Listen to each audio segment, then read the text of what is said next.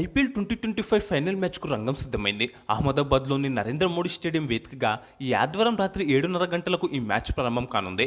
ఫైనల్లో royal Challengers Bengaluru, Punjab Kings జట్లు తలపడనున్నాయి. ఈ రెండు జట్లలో ఏది ట్రోఫీ గెలిచినా వారికి ఇదే తొలి ఐపీఎల్ టైటిల్ అవుతుంది. దీంతో ఈ సీజన్లో ఒక కొత్త ఛాంపియన్ రాబోతుంది. ప్రస్తుతం రెండు జట్లు అన్ని విభాగాల్లో బలంగా కనిపిస్తున్నాయి. లీగ్ దశలోనూ రెండు జట్లు సమానంగా విజయాలు సాధించాయి. ఏ విభాగంలో చూసినా రెండు జట్లు సమవుజ్జీలుగా కనిపిస్తున్నాయి. దీంతో ఈ ఫైనల్ పోర్లో ఏ జట్టు గెలుస్తుందని చెప్పడం కష్టంగా మారింది. ఈ నేపథ్యంలో ఫైనల్ పోర్ చివరి బంతి వరకు ఉత్కంఠ భరితంగా సాగడం ఖాయంగా కనిపిస్తుంది. దీంతో క్రికెట్ అభిమానులంతా ఫైనల్ మ్యాచ్ కోసం 1000 కళ్ళతో ఎదురు చూస్తున్నారు. అయితే ఎంతో ఆతృతతో ఎదురు చూస్తున్న అభిమానులకు ఒక బ్యాడ్ న్యూస్. ఎందుకంటే ఈ ఫైనల్ మ్యాచ్ సజావుగా జరిగే అవకాశాలు కనిపించడం లేదు. స్థానిక వాతావరణ నివేదిక ప్రకారం మ్యాచ్ సమయంలో వర్షం పడే అవకాశాలున్నాయి. ఈ రోజంతా అక్కడ ఆకాశం మేఘావృతమై ఉండనుంది. మ్యాచ్ వేదికైన అహ్మదాబాద్లో మధ్యాహ్నం తర్వాత వర్షం పడే అవకాశాలు ఏకంగా 66% ఉన్నాయి. ఇది సాయంత్రం నాటికి తగ్గే అవకాశాలున్నాయి.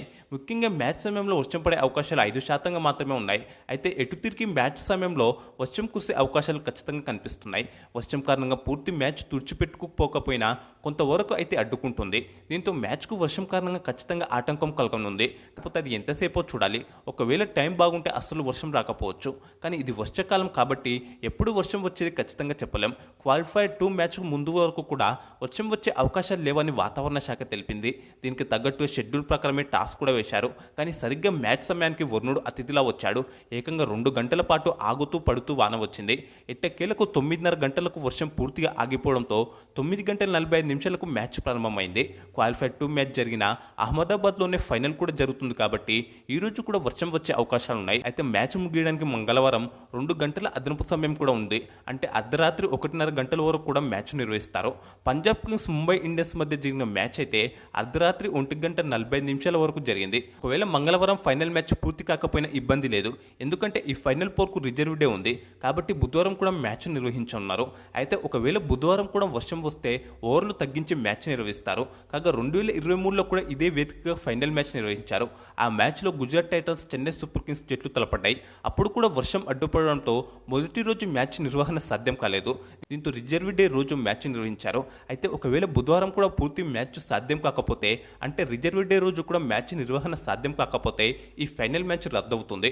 అప్పుడు లీగ్ దశలో పాయింట్ల పట్టికలో అగ్రస్థానంలో నిలిచిన పంజాబ్ కింగ్స్ జట్టును విజేతగా ప్రకటిస్తారు. కాగా లీగ్ దశలో పంజాబ్, బెంగళూరు రెండు జట్ల ఖాతాలో సమానంగా 9 విజయాలు, 19 పాయింట్ల చొప్పున ఉన్నాయి.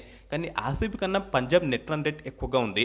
Punjab net run rate plus 0.372గా ఉండగా RCB net run rate plus 0.301గా ఉంది.